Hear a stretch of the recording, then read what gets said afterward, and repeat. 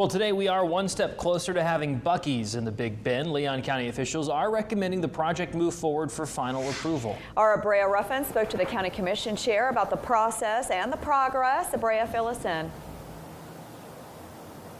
Well, Julie, Christian Caban says the board has been working with several agencies to research, plan, and listen for resident concerns, and they are ready to move forward with the Buc-ee's project here at I-10 near exit 196. Now, in a review meeting yesterday, staff approved a recommendation to advance the Buc-ee's project from the application phase to the final review phase, which is the Development Review Committee. Now, the County Commission does not vote in this process. I'm told DRC's role will be to confirm that the construction level plans and permits continue to meet the county standards before final approval. Caban says Buc-ee's developers have addressed a lot of their concerns.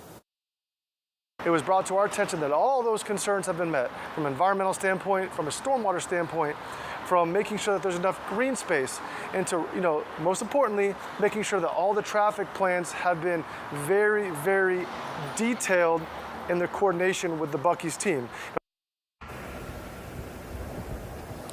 To help with all of the expected traffic going to Buc-ee's, the county says the project will include more than 1,000 feet of new turn lanes and a new traffic signal on Capitol Circle Northwest. A groundbreaking could come as soon as next year. Coming up at 6, we'll hear how neighbors feel about Buc-ee's likely becoming their neighbor. We'll also speak to one local who says that this project will be great for Tallahassee.